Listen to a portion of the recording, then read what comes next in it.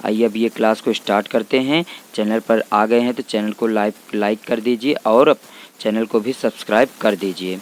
आइए क्लास को स्टार्ट करते हैं और देखते हैं हमारा पहला क्वेश्चन क्या है। Practice set. प्रैक्टिस सेट हमारा ये मिक्स प्रैक्टिस सेट है। ये कौन सा प्रैक्टिस सेट है? मिक्स। यहाँ पर देखिए पहला क्वेश्चन हमारा क्या है, ध्यान दीजिए। मानव शरीर का सर्वाधिक कोलेस्ट्रॉल बनाने वाला स्थान क्या होता है? यकृत होता है। क्या होता है? यकृत होता है। अगला ध्यान दीजिए यहाँ पर अगला क्वेश्चन क्या है। इंदिरा गांधी के समय भारतीय राष्ट्रीय कांग्रेस सर्वप्रथम 1969 में विभाजित हुआ था। भारतीय राष्ट्रीय कांग्रेस कब विभाजित हुआ था, मतलब अलग हुआ था? 1969 में। अगर आपसे क्वेश्चन पूछ लिया जाए कि राष्ट्रीय कांग्रेस की स्थापना कब हुई थी, क्या आप लोग बताएंगे? राष्ट्रीय कांग्रेस की स्थापना 1885 ईस्वी में हुई थी। बहुत इंपॉर्टेंट क्वेश्चन है, आप लोग इसे ज़रूर याद रखिएगा। आगे बढ़ते हैं। नेक्स्ट क्वेश्चन ध्यान दीजिए क्या है। आर्य लोग भारत में मध्य एशिया से आए थे। आर्य लोग कहाँ से आए थे? भारत में मध्य एशिया से आए थे। सबसे पहले कौन लोग आए थे? सबसे पहले डच आए थे।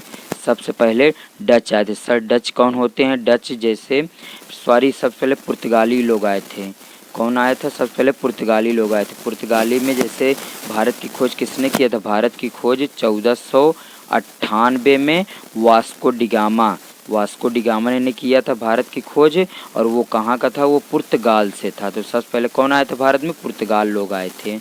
तो आई होप आप लोगों को समझ में आ गया होगा। आगे बढ़ते हैं। नेक्स्ट क्वेश्चन क्या है, ध्यान दीजिए। अगला क्वेश्चन हमारा क्या होगा। क्रायोजेनिक इंजनों का प्रयोग रॉकेट प्रौद्योगिकी में होता है। क्रायोजेनिक इंजनों का प्रयोग कहाँ होता है? रॉकेट प्रौद्योगिकी में होता है। जैसे अभी हाल में जो चंद्रयान 3 लॉन्च किया गया है, जो हाल ही में अभी चंद्रयान 3 को लॉन्च किया गया था, उसमें कौन सा इंजन लगाया गया था रॉकेट के लिए? क्रायोजेनिक। अगला क्वेश्चन हमारा क्या है, ध्यान दीजिए। मैडम क्यूरी को विज्ञान के क्षेत्र में 2 बार नोबेल पुरस्कार मिला है। 2 बार नोबेल पुरस्कार किसको मिला है? मैडम क्यूरी को। किसके क्षेत्र में? विज्ञान के क्षेत्र में, मतलब साइंस के एरिया में। आगे ध्यान दीजिए। नेक्स्ट क्वेश्चन क्या है। बेल्जियम को कॉकपिट ऑफ यूरोप के नाम से जाना जाता है। बेल्जियम क्या है? बेल्जियम एक हमारा देश है जिसको हम लोग किस नाम से जानते हैं? कॉकपिट ऑफ यूरोप के नाम से जाना जाता है। अगला क्वेश्चन ध्यान दीजिए। अगला क्वेश्चन हमारा बायोलॉजी से रिलेटेड है। प्याज में भोजन का संचय सेल्यूलोज के रूप में होता है। किसके रूप में? सेल्यूलोज के रूप में। अगला क्वेश्चन, हिटले कमीशन का संबंध श्रम से है। श्रम मतलब मेहनत से है। अगला क्वेश्चन क्या है। विजयनगर साम्राज्य के भग्नावशेष तुंगभद्रा नदी पर स्थित है। विजयनगर साम्राज्य के भग्नावशेष कहाँ पर स्थित है? तुंगभद्रा नदी पर स्थित है।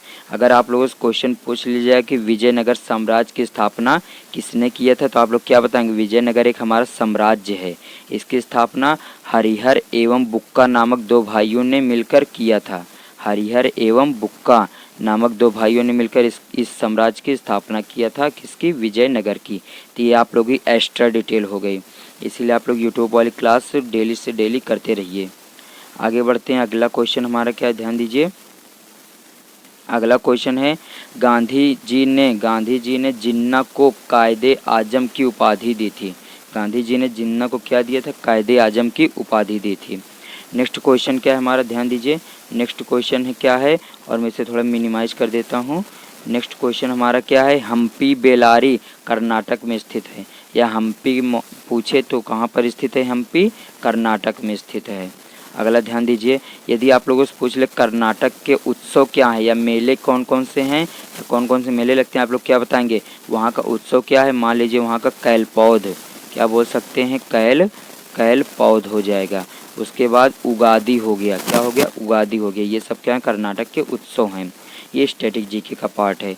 ध्वनि के विरुद्ध किया गया कार्य क्या होता है? शून्य होता है। ध्वनि के विरुद्ध किया गया कार्य शून्य होता है। अगला क्वेश्चन ध्यान दीजिए। पंचायतों के निर्वाचन प्रत्येक 5 वर्ष में होता है। पंचायत में जो ग्राम प्रधान का चुनाव होता है कितने वर्ष में होता है? 5 वर्ष में होता है। पंचायतों का गठन कितने आर्टिकल में है? आइए मैं आप लोगों को यहाँ पर कुछ एक्स्ट्रा जानकारी दे देता हूँ। पंचायतों का गठन कितने आर्टिकल में है? तो 40। 40 मतलब आर्टिकल में अनुच्छेद नंबर 40 में क्या है, पंचायतों का गठन है।